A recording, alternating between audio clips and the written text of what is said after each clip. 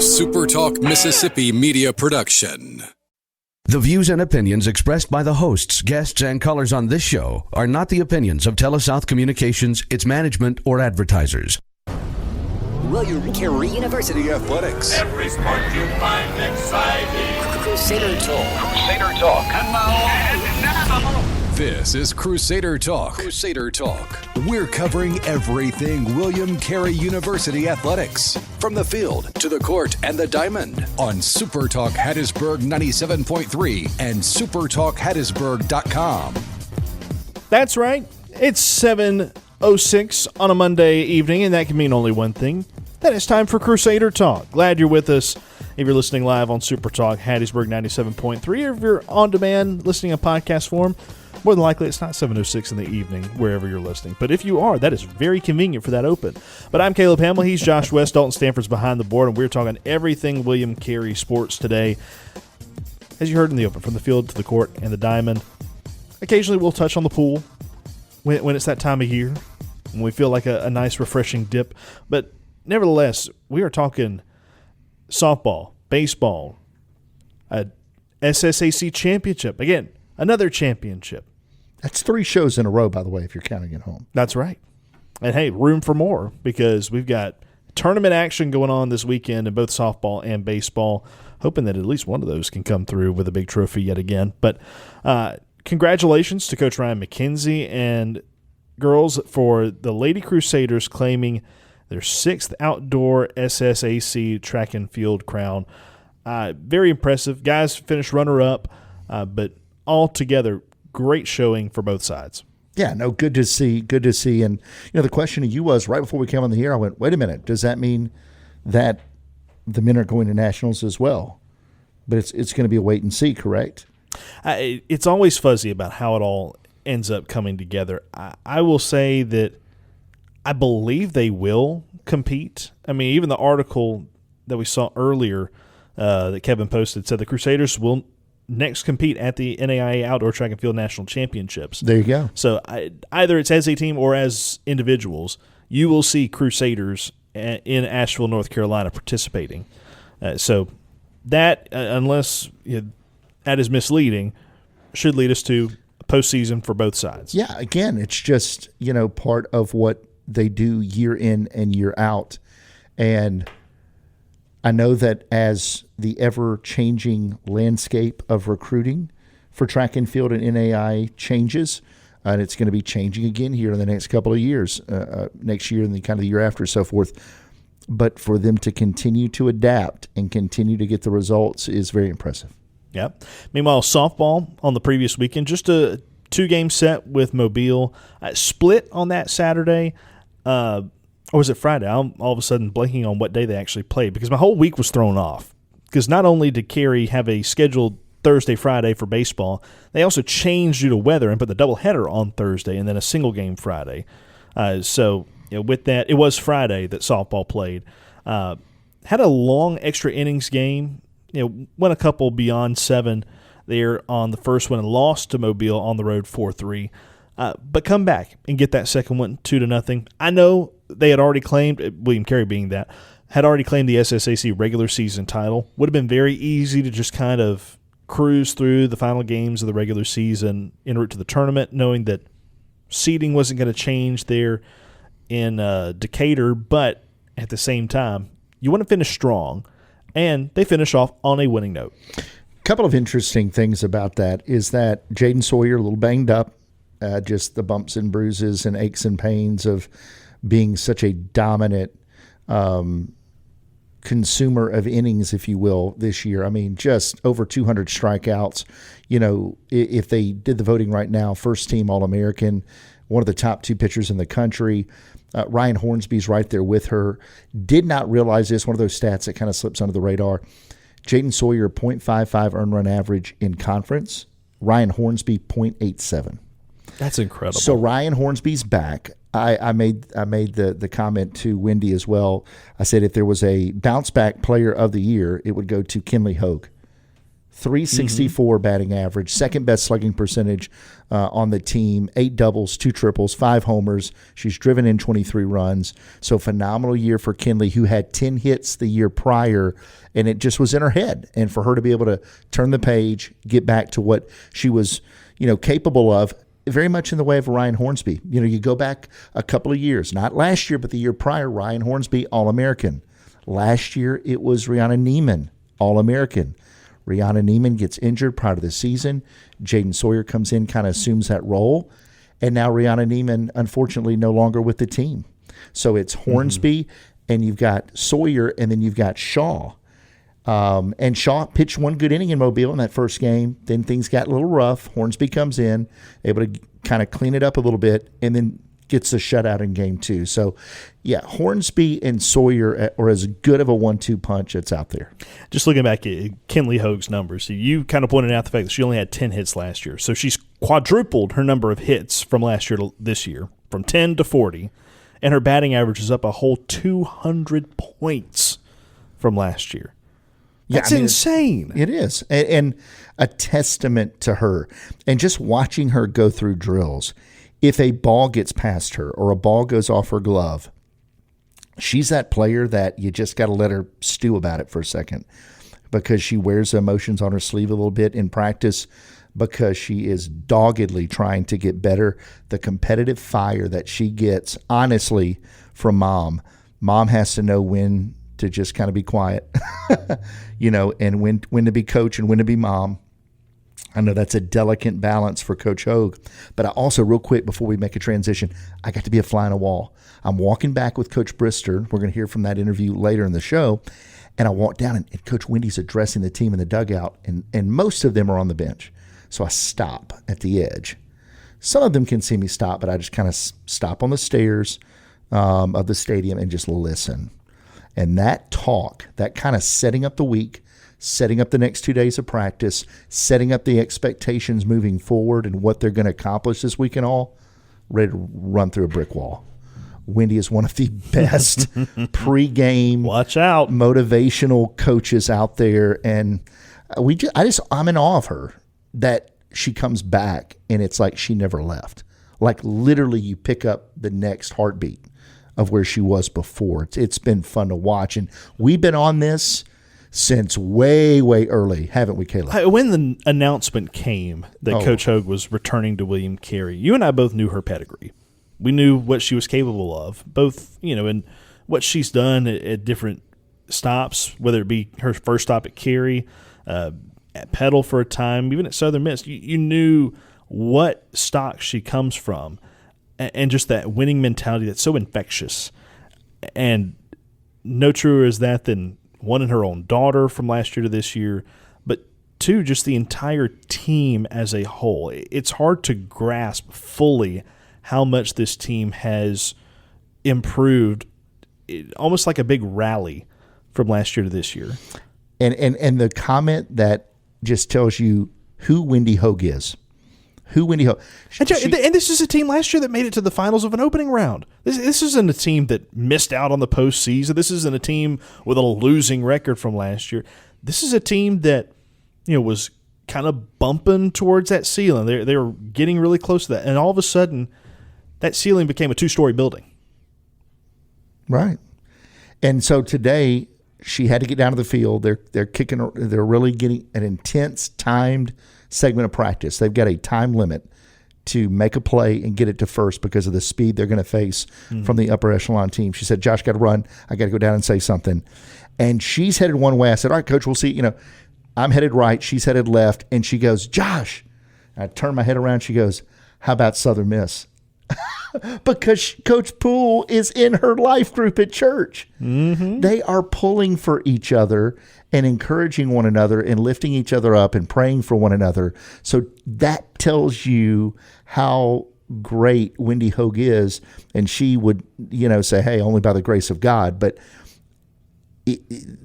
that sums it up, that she is as excited with what Coach Poole is doing in her life group as a sister in Christ. That's special to me. That is very special. Speaking elsewhere of things special, on the weekend, William Carey wins the Magnolia State showdown, in baseball, taking 2 out of the 3 from Blue Mountain Christian.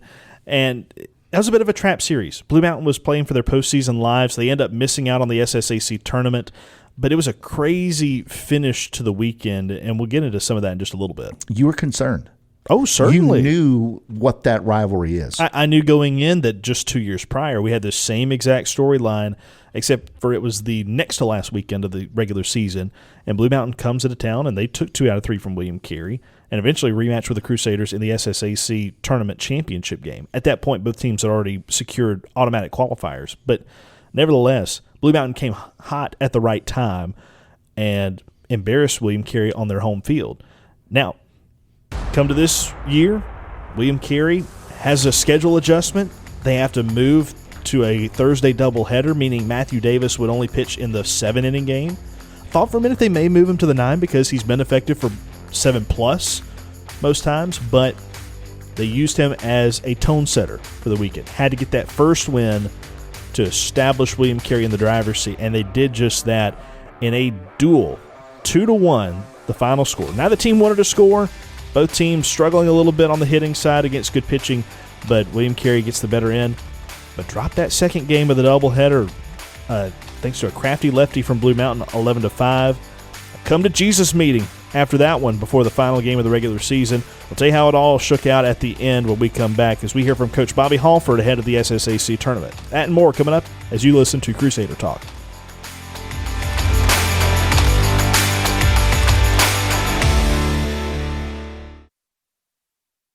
Talking everything William Carey University athletics. This is Crusader Talk on SuperTalk Hattiesburg 97.3 and SuperTalkHattiesburg.com. All right, I left you with a little bit of a cliffhanger. Not a true one because I already said that William Carey won the series. So I left off at the mark where they split on the doubleheader. There was about 10 minutes after the game had finished that Coach Halford, the coaching staff, had all the players gathered in right field. We're talking for an eternity, taking turns. You could tell it was very animated from the coaching staff side. The players were kind of tail tucked a little bit, just trying to consume it all, but realized that change had to come for the way they performed in that final game on Thursday, which was game 2 of the series. The final was 11-5, but it was 11-3 going into the 9th. And it was a pitcher for Blue Mountain Christian in Benji Webb, who goes, you're not ready for this, 9 innings. Okay, we've seen complete games before. He had just 6 strikeouts, 5 walks, 154 pitches. I've never heard of that until you told me. Ever. 154 pitches. Josh, this is the 4th game in a row that he has pitched above 138 or 138 and above. 4th game in a row that he's done that. Now, not all those have been wins, but he has done that. And if you watch the game, you kind of see how. Think about a high school pitcher that'll go 125 pitches strong. That's the max you could do in the MHSAA, and then they pull him. Could he throw a little bit more? Sure. He's also not topping out at 93 miles per hour. This guy, max velocity was 84. But it's coming from the left side. Had some movement to it, just kept you guessing, and players just could not square him up all game. And so with that, they're not getting those 90-mile-per-hour fastballs down the plate for a guaranteed strike when you're in a hole as a pitcher 2-0. So what you get is a guy that lasts a long time. His offense built out a lead because Carey just did not have a great start from Blaze Lalonde. He gives up 5 runs. Jackson Hawsey has struggled with command at times. He ends up giving up 3 himself. And so you're in a hole with 8 runs given up through not even 3 total innings.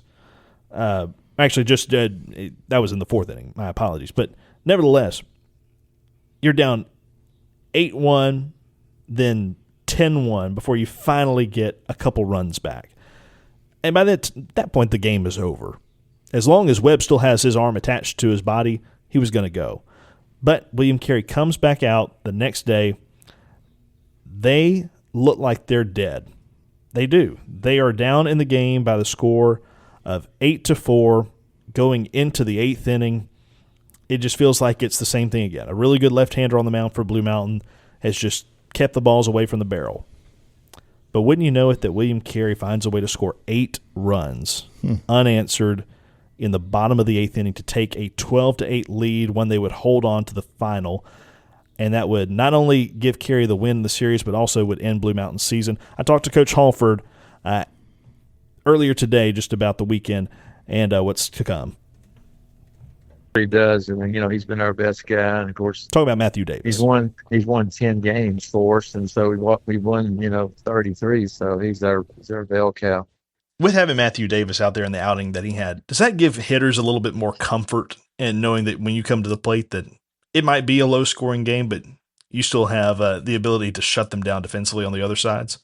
Oh, yeah. I think a lot of times offensively, if you're always, knowing that your guy's going to hold the other team down, it really takes the pressure off of you. And if you go out there with someone that, gets runs up early, a lot of times fighting from behind is hard. And so it's just a confidence factor that your best guy's going, and it's going to give you a really good chance to win, and you don't really have to press, or you don't really have to, realize, hey, I got to score a lot of runs tonight. So it helps you all the way around, helps you defensively, and also helps you offensively as far as just taking some of the pressure off.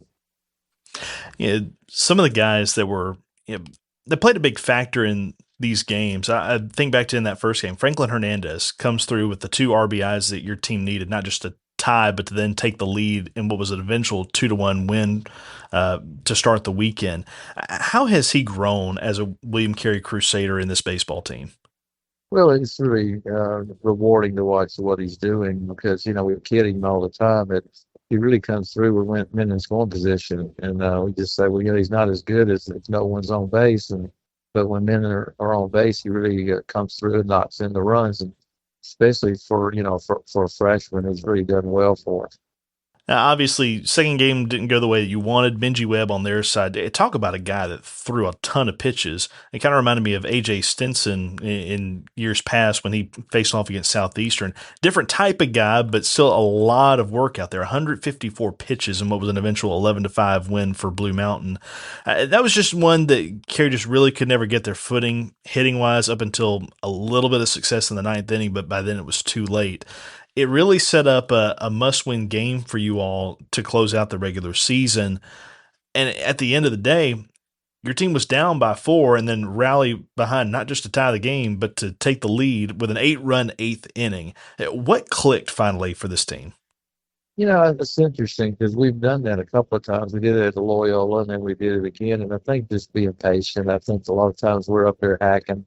In situations where, the walk sometimes is as good as the hit. And, playing in our ballpark, it's not the easiest ballpark as far as because of size. We get balls hard a lot of times during the course of the game and get nothing out of it. So we had chances early in the game. We had runners in scoring position and that type thing, and just didn't get them in. And so they're toward the 8th inning, their guy, we finally got their starter out of there. And then their bullpens, walked some of our guys, hit some of our guys. Then we started swinging the bat. So it just kind of all came together for us, and it was something we really needed. Coach, as we look ahead on what's to come, you are successful in getting that in-state series win.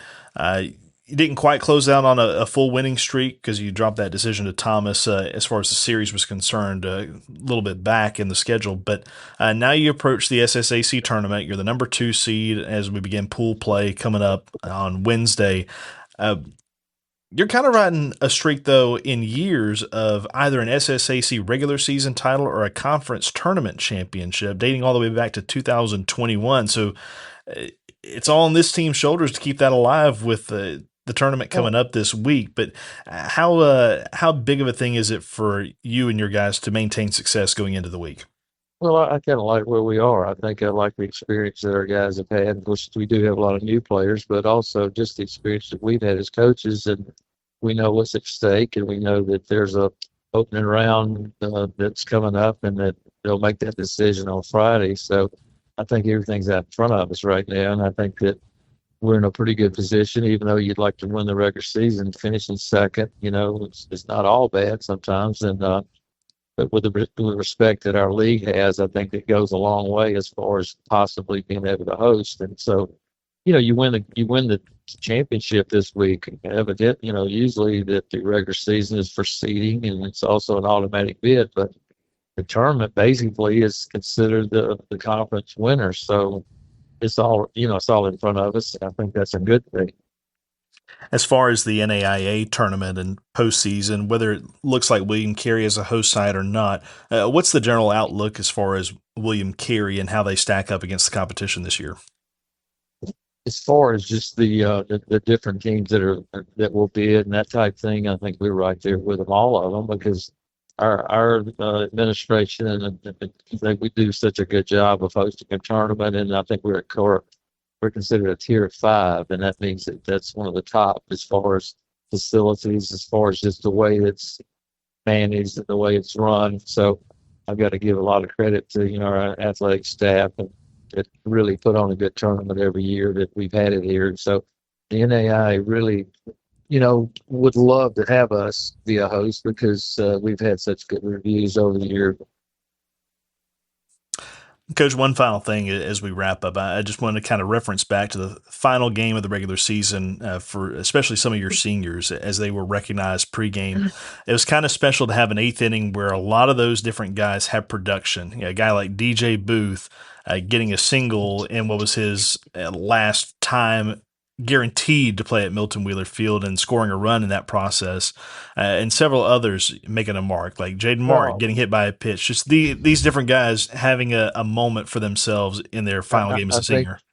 Yeah, one of the is Ducksworth. He was able to get the hit that put us ahead. That put us one run ahead there. So after the game, I'm sitting there thinking that inning right there can be the impetus to helping us get to the national tournament, or helping us to host another opening round to get to the national tournament. So many things happened in that inning. It was just really neat to see those guys come through, and I don't know if they realized it at the time how important that was for them. And because we talked about it, I said, you lose that game, you might be out of the mix this process toward the end of the week. And so it's keeping that alive, and also being in one of the top conferences in the country and being the number 2 team that basically has beaten the number 1 team 2 out of 3, in our head-to-head match with them this year. So I think it was really big, and I'm just really proud of the guys that they were able to do that. Coach, thanks so much for the time, and we look forward to seeing what Carey can do in the SSAC tournament. Thank you. Appreciate it. All right, that is Coach Bobby Halford joining us here on Crusader Talk. We'll break down a little bit of what's come out recently in the Bow Chip and the possibilities of hosting for both baseball and softball, and also words from Coach Houge, player, and assistant coach Hamill Brister as well, when we continue next on Crusader Talk.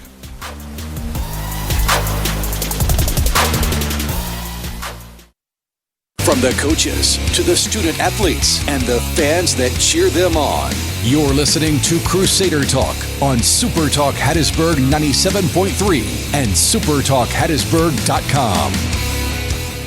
All right, putting a bow on the baseball conversation as we kind of transition back to softball, and some interviews Josh was able to get prior to the show today. But yeah, hosting chances, what's going to happen is Friday, the NAIA is going to release their host site information. There's going to be 10 sites. A couple are guaranteed already because Lewis Clark State is the World Series host. They're also automatically an opening round site. You also have just kind of the usual suspects, like Georgia Gwinnett's going to host. You're going to have the Visit Kingsport sponsored one, which Tennessee Wesleyan has been the 1 seed there before. They may host as a 2, but still that venue just is such a good host, and they put in a great bid every year. They're going to be a location that's used. Southeastern, a good team. If they host at Bellevue, they're going to do it there. Taylor, Indiana probably as well. But there's just something about Hattiesburg the NAIA likes, and so Carey has put in their bid. They have been a part of the conference calls. They have vetted the venue to say, hey, I've got pitch clocks installed because that's new of the requirements this year. Yes, the answer is yes. So there's a chance that William Carey could finish there. The problem is basically how Carey ended the season.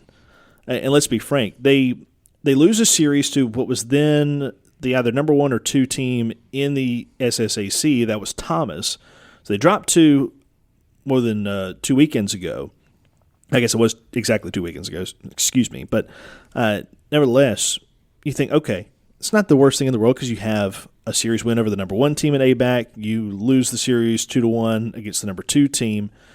But then what happens on the weekend is, one, you drop a game to Blue Mountain, who was the fighting chance for the 8th spot in the SSAC to make the postseason. And then on top of that, Thomas did the unthinkable. I may have even said this on the podcast last week about the chances of which teams are going to get in. Britton Parker does the unthinkable and sweeps Thomas, and they make the SSAC tournament. That is what they had to do, was sweep to take a lead, and they did it. And Thomas's RPI plummets to 83. Exactly. And so now those losses to Thomas look a little bit worse. Carey also had some early season head scratchers in the loss column that really did not help. So those are the things that knock you. And your record as a whole is not terrific. It's good enough to make the NAIA tournament. I don't think anybody's doubting Carey's ability to make the tournament. But when all said and done, hosting is kind of, I don't really know. It unfortunately makes me kind of think back to when softball was on this bubble a few years back. There was a time where we were saying, oh, softball could possibly host, and then 1 week later, they miss out on the entire NAIA tournament. Again, I don't believe this is the case knowing what baseball has done and what they're capable of. But it's just one of those little things where, fool me once, shame on you. Fool me twice, shame on me. I'm trying not to be fooled again if something like that were to happen. Especially if it's not a good showing at the tournament. That's true. It is pool play, so you don't have the poor end of going 2 and Q, but you do play a true 3 games before the championship game between the 2 pool winners. But you're going to have a field in front of you of a Thomas. You're going to also face off against let me pull it back up, get this tournament schedule in front of me. So Pool B, which is what William Carey is a part of, they're going to face off against Tennessee Southern on day 1, Loyola day 2, Thomas day 3. They save the higher seed matchup for the final day just because they assume that both those teams are going to go 2-0 and that game actually matters for who makes it to the championship game. Hadn't always worked out that way. But nevertheless, Tennessee Southern, Loyola, and then Thomas on day 3. And then the championship game will be Saturday, May the 2nd at 1 o'clock. But those are the big games in front of William Carey, trying to make it to a championship game. And as I mentioned with Coach Halford, this is a streak of 5 years in a row that William Carey has won either the regular season title or the tournament title, again, dating back to 2021. So a chance to keep that streak alive if they can come away as tournament champions coming up this week. Yeah, and to be able to play through adversity, weather could be an issue. Yep, could be. Always is. I feel like that's always something that we have to discuss or headline.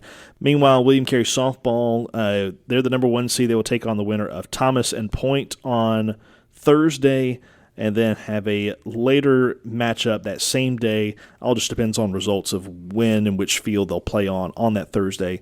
But it all culminates Saturday with a championship game, and that will be at 12 o'clock with an if necessary game at 2 o'clock in a pure double elimination tournament.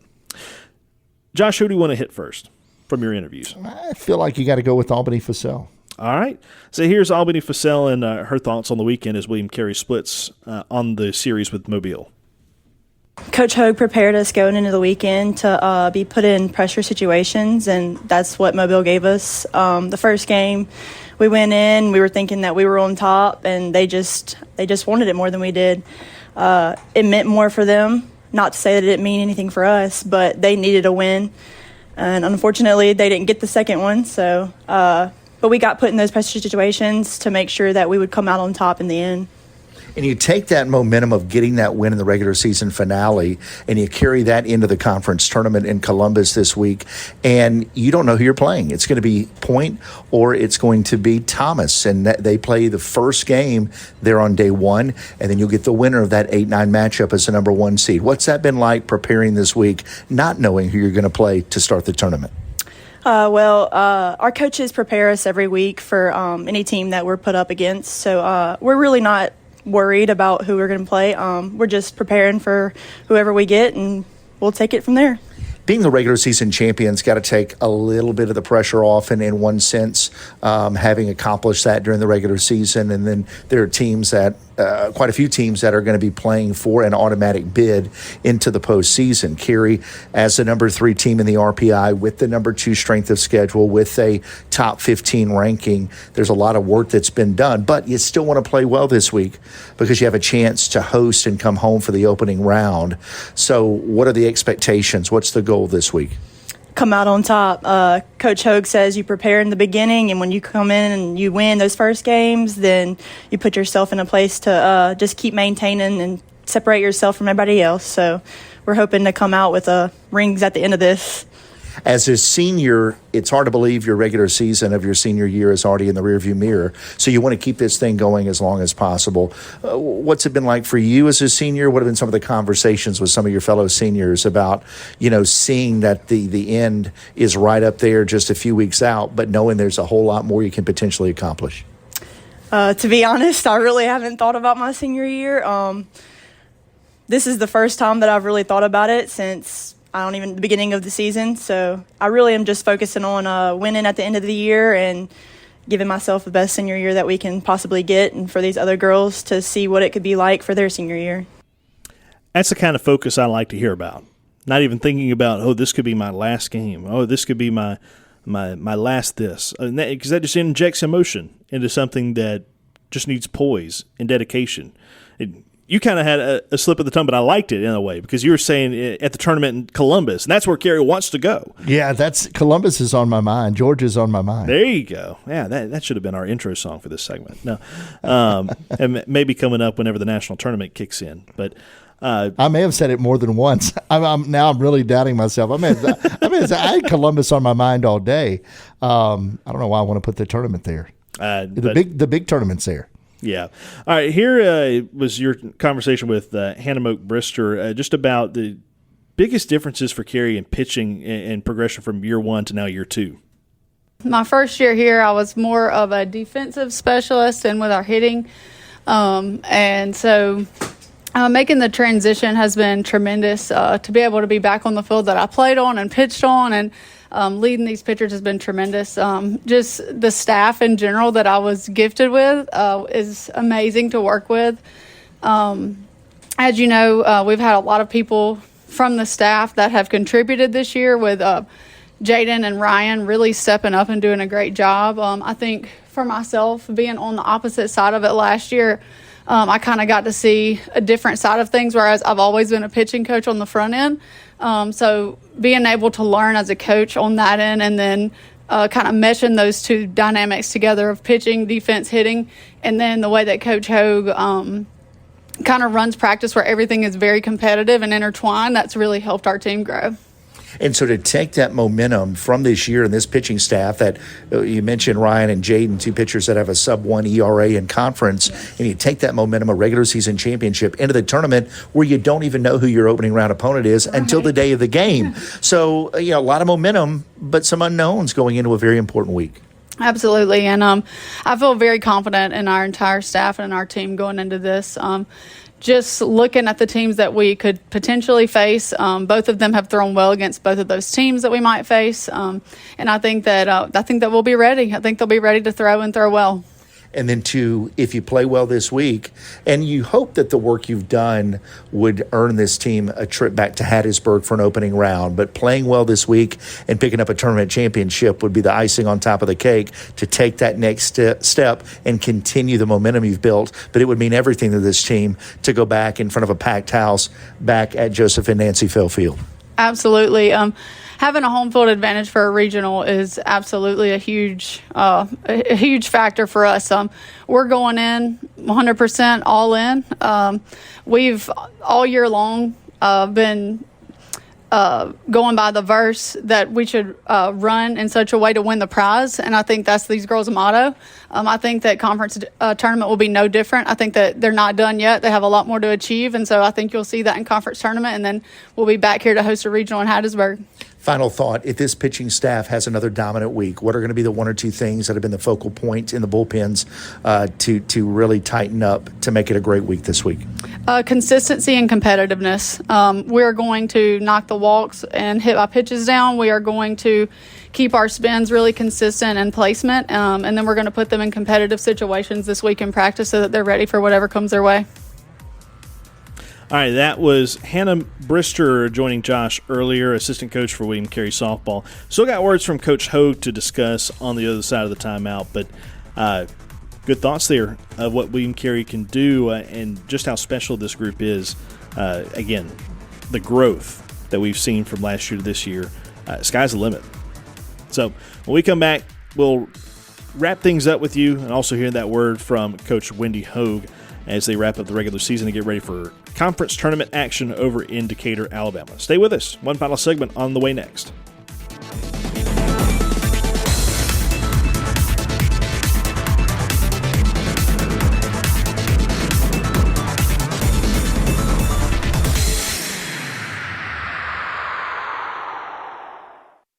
You're listening to Crusader Talk on SuperTalk Hattiesburg 97.3 and SuperTalkHattiesburg.com. All right, back with you on Crusader Talk. We were talking about softball and the preparations that they've made going into the SSAC tournament. Josh, you got to catch up with Coach Wendy Houge earlier. In fact, a full day of getting to catch up with different softball personnel. It's kind of become a routine thing at this point just because there's great success over there. Well, and if this continues, if I'm able to free up my schedule a little bit more, I'm going to take the old laptop up to the ballpark and kind of do the old SID thing, kind of camp out in the press spots, watch practice more, be around them more, pick up on more storylines and so forth. And I got to be a fly on the wall today, and I got to kind of hang back and kind of listen to her talking to the team. And then it was Coach Fletcher, then Coach Brister, kind of setting the tone going forward through the rest of that practice into Tuesday, Wednesday before they depart, and then what this week means with the opportunity to come back and just the way they go about practice, the way that they are so laser focused, no stone left unturned, so to speak. This is what Coach had to say about their preparation leading into the tournament.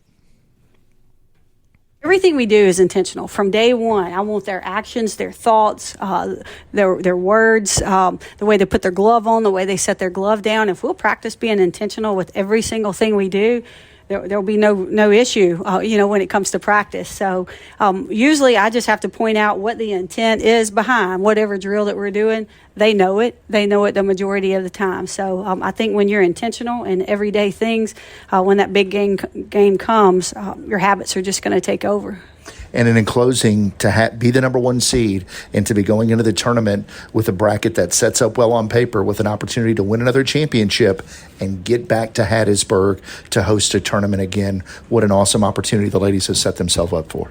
That's right, man. This team has battled since day one, and they've done some really good things, and I'm thankful for the rewards that they've been given. However, it is a clean slate. Everybody's 0-0, and you go in there, and we're going to take it one game at a time, one inning at a time, one pitch at a time. We get through this weekend. I do think we're going to have an opportunity to bring some Carey fans back out to Joseph and Nancy's place here.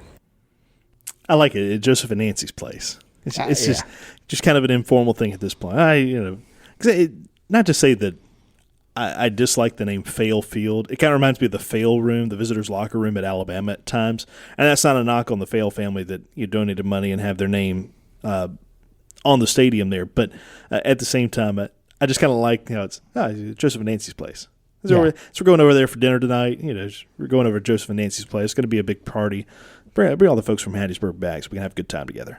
And I would expect that they would, if they can get the tournament back, as you mentioned, it very recently removed from having the winning run in scoring position with a chance to go to the World Series, and the team that defeated them, Jessup, ended up being the national runner-up in that tournament. Yeah. So that's how well Carey was playing at the end of that season. So you got to like their chances. Jaden and Albany had a chance to catch a breather today.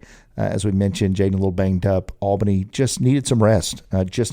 She has been a workhorse this year. Caught every game, caught all the bullpens every day in practice. She deserved a day today, but they'll be right back at it tomorrow, and they depart after a hitting session on Wednesday, going to win another championship. There you go. William Carey's baseball team has been on the road today, getting ready for the SSAC tournament. They made a stop in Tupelo today, had practice, got a meal in them. Now they're heading the rest of the way up to Jackson, Tennessee. Tournament action starts Wednesday, so not too far away. They're going to get a little bit more practice in them, get acclimated for that first meeting with Tennessee Southern coming up, and you can catch that for free because the SSAC has signed that deal with the Urban Edge Network, so you can catch the action live out there from Jackson, Tennessee. And again, first meeting will be against Tennessee Southern, with at first game time being roughly, depending on when the first game's finished, but roughly at 4 o'clock from Rockabilly Stadium in Jackson. Carey going to be in the 4 o'clock slot every day up until championship day, as it'll be Tennessee Southern, Loyola, Thomas, and then if Carey's the winner of Pool B, they will face the Pool A champion. At that point, they would be automatic qualifiers for the national tournament with bragging rights and the tournament championship banner and trophy on the line if they make it to that championship on Saturday. Again, that game would be at 1 o'clock. What I love about that time slot is that it really makes it difficult for you to get a first pitch at 9 o'clock at night, 9:30 at night. Yes. You could get backed up to 6:30 or 7, but you're not going to be that team that's starting in the wee hours, or still playing in the wee hours of the morning. Or if you're the one that is the late night game and all of a sudden you've had rain in the forecast. I've seen that 9 game. 9 a.m., 8 a.m. You're an early morning start every day, which is normally reserved for the lesser of the teams. But nevertheless, Carey's in a decent spot to be there at the 4 o'clock, and look forward to seeing what they can do out there in Jackson, Tennessee. Meanwhile, on the softball side, they will be in Decatur, Alabama. Again, they will start off with their first matchup being against the winner of Thomas and Point. That'll be at 2 o'clock on Field 1. Again, all these games on the Urban Edge Network. So Field 1 at 2 o'clock. And then if they are victorious in that one, then they will play again at 4. So back-to-back games there. Meanwhile, if they lose, they will play at 6 o'clock. So hopefully we'll see Carey play a straight game of 2 and 4 on Thursday from the softball perspective. So that's what's to come. We look forward to seeing on Friday if Carey gets selected as host sites for softball, baseball. The NAIA will release that as an article at some point on Friday, and then we will know all the more with that. But until then, for Dalton Stanford and my co-host Josh West, I'm Caleb Hamill saying until next time, good night, God bless, and go Satyrs.